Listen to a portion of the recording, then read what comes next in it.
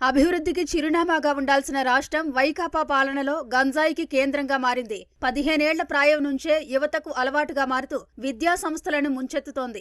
ఒకప్పుడు గంజాయి దొరకడమంటే గగనం, కానీ ఇప్పుడు ఆన్లైన్లో ఆర్డర్ ఇచ్చినంత సులభం. జగన్ ప్రభుత్వం అసమర్థత, చేతగానితనంతో 4.5 ఏళ్లుగా ఆ వీధి ఈ రోడ్డు అనే తేడా లేకుండా ప్రతి చోట నిత్యావసర వస్తువులా దొరుకుతోంది. విశాఖ మన్యం నుంచి ఏటా దాదాపు 10,000 కోట్ల రూపాయల విలువైన గంజాయి రాష్ట్రంలోని వివిధ ప్రాంతాలతో పాటు దేశ విదేశాలకు తరలుతోందని అంచనా. జాతీయ, అంతర్జాతీయ మార్కెట్లోకి చేరేసరికి దాని విలువ 25,000 కోట్ల పైనే ఉంటోంది. ఆంధ్రప్రదేశ్ కేంద్రంగా ఇంత భారీగా వ్యవస్థీకృత దందా సాగుతుంటే ఉక్కుపాదంతో అణచివేయాల్సిన జగన్ ప్రభుత్వం నిమ్మకు నీరెత్తినట్లు వ్యవహరిస్తోంది. మొక్కుబడి సమీక్షలు, అమలుకు నోచుకొని ప్రకటనలివ్వడం తప్ప 4.5 ఏళ్లుగా కఠిన చర్య ఒక్కటంటే ఒక్కటి చేపట్టలేదు. పాలకుల నిర్లక్ష్య వైఖరితో ఏపీతో పాటు సరిహద్దు రాష్ట్రాలకు గంజాయి ఇప్పుడు పెను సవాలుగా మారింది. రాష్ట్రంలో గంజాయి సాగు, నిల్వ, అక్రమ రవాణా కొండంత ఉంటే పట్టుబడేది గోరంత మాత్రమే. ఖచ్చితమైన సమాచారంతోనో లేక సాధారణ వాహనాల తనిఖీల్లో భాగంగానో దొరికితేనే దొరికినట్లుంటుంది. కానీ సెబ్, పోలీసులు నిఘా పెట్టి ప్రత్యేక ఆపరేషన్లతో పట్టుకునేది నామమాత్రంగా ఉంటోంది. 2019 నుంచి 2022 మధ్యలో దాదాపు 650 కోట్ల విలువైన 5,33,000 కిలోల గంజాయి ఏపీలో పట్టుబడింది. విశాఖ మన్యం నుంచి ఏటా లక్షలాది కిలోల గంజాయి సరఫరా అవుతుంటే పోలీసులు పట్టుకునేది 2% ఉండటం లేదు. సరుకు మన్యం దాటి రాకుండా కట్టడి చేయడంలో జగన్ ప్రభుత్వం ఘోరంగా విఫలమైంది. తెలంగాణ పోలీసులు ఏపీలోకి వచ్చి మరీ ఇక్కడ గంజాయి స్మగ్లర్లను పట్టుకోవడానికి ప్రయత్నిస్తున్నారు. ఇది రాష్ట్రానికి సిగ్గుచేటనే విమర్శలు వెల్లువెత్తుతున్నాయి. బయట రాష్ట్రాల్లో ఉన్నటువంటి పెట్టుబడిదారులు కోట్లాది రూపాయలు తీసుకొచ్చి అక్కడ గిరిజనులు పేదరికాన్ని ఆసరాగా చేసుకుని పెద్ద ఎత్తున పెట్టుబడి పెట్టిస్తున్నారు. రాష్ట్ర ప్రభుత్వం నిఘా వైఫల్యం కారణంగా బయట రాష్ట్రాల నుండి వచ్చినటువంటి వారిని అరికట్టడంలో పూర్తిగా విఫలమవుతుంది. కేవలం అమాయక గిరిజనులపైనే రాష్ట్ర ప్రభుత్వం జులుం చూపిస్తుంది. గంజాయి నిర్మూలన కోసం రాష్ట్ర ప్రభుత్వం ఐపీఎస్ ఆఫీసర్ ఆధ్వర్యంలో ఏర్పాటు చేసినటువంటి ఆపరేషన్ పరివర్తన్ మిషన్ పూర్తిగా విఫలమైంది. ఆపరేషన్ పరివర్తన్ టీం ఉందో అది గతంలో 10 సంవత్సరాల క్రితం పట్టుబడిన పాత స్టాక్ ను కాల్చేసి పెద్ద ఎత్తున మేము గంజాయిని పట్టుబడినాం, పెద్ద ఎత్తున మేము గంజాయిని పూర్తిగా నిర్మూలించడానికి చర్యలు తీసుకుంటున్నామని కేవలం బూటకపు ప్రకటనలు చేస్తున్నారు తప్పితే ఎక్కడ కూడా క్షేత్రస్థాయిలో గంజాయి నిర్మూలనలో వైసీపీ ప్రభుత్వం చిత్తశుద్ధి కనపడటం లేదు.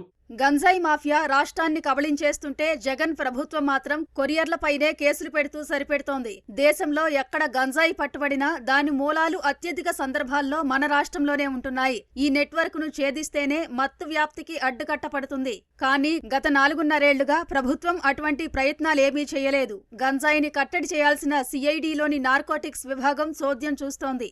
4.5 ఏళ్లలో ఒక్కటంటే ఒక్క ముఠాను పట్టుకోకపోవడం వారి పనితీరుకు అద్దం పడుతోంది. అధికార పార్టీకి గిట్టని వారు, రాజకీయ ప్రత్యర్థులు, ప్రభుత్వానికి వ్యతిరేకంగా సామాజిక మాధ్యమాల్లో పోస్టులు పెట్టేవారిని అక్రమ కేసులతో వేధించడంలో తలమునకలైతే ఇక గంజాయి కట్టడికి సమయం ఎక్కడిదనే ప్రశ్నలు వినిపిస్తున్నాయి. ఇతర రాష్ట్రాల నుంచి ఏపీలోకి మద్యం అక్రమ రవాణా కాకుండా నియంత్రించేందుకు ఏర్పాటు చేసిన స్పెషల్ ఎన్ఫోర్స్మెంట్ బ్యూరో కేంద్రాలకే గంజాయి సహా ఇతర మాదక ద్రవ్యాల కట్టడి బాధ్యతలను అప్పగించారు. ఇసుక అక్రమ రవాణా, నాటుసారా, జోదం, గుట్కా, ఎర్రచందనం, స్మగ్లింగ్ నియంత్రణ తదితర బాధ్యతలు కూడా ఈ విభాగమే చూస్తోంది. ఇది పేరుకే తప్ప ప్రత్యేకంగా గంజాయి కట్టడిపై శ్రద్ధ చూపిన దాఖలాలు లేవు. డ్రగ్స్ స్కూల్స్ లో, హాస్టల్లో చేరుతా ఉంది.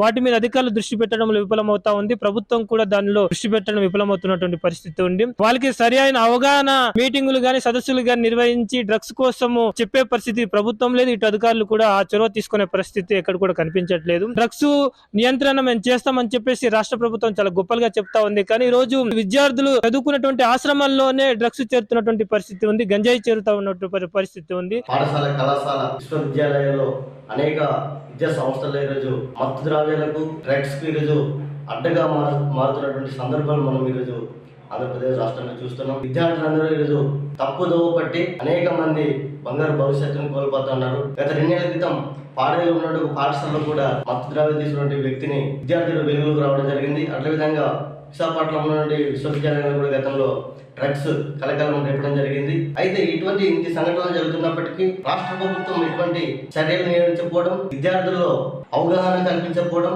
ఎందుకు విఫలమవుతుందని ఈరోజు ఏబీపీ ప్రశ్నిస్తుంది.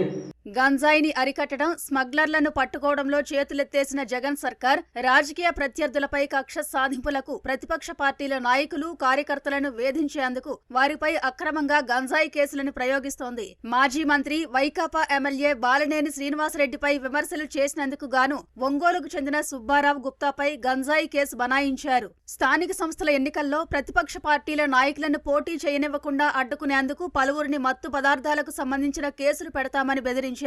రాష్ట్రంలో 4,64,000 మంది గంజాయికి బానిసలయ్యారు. వారిలో 10 నుంచి 17 ఏళ్లలోపు వారు 21,000 మంది ఉన్నారు. బాలల్లో గంజాయి వినియోగం ఎక్కువగా ఉన్న రాష్ట్రాల జాబితాలో ఆంధ్రప్రదేశ్ 12వ స్థానంలో ఉంది. రాష్ట్రంలో 20,19,000 మంది మాదక ద్రవ్యాల వ్యసనపరులు ఉండగా వారిలో 15.70% మంది అంటే 3,17,000 మంది బాలలున్నారు. రాష్ట్రంలో 2019లో 66,665 కిలోలు, 2020లో 1,06,042 కిలోలు, 2021లో 191,712 కిలోలు, 2022లో 169,201 కిలోలు అంటే 4 ఏళ్లలో మొత్తం 5,33,620 కిలోల గంజాయిని పట్టుకున్నారు.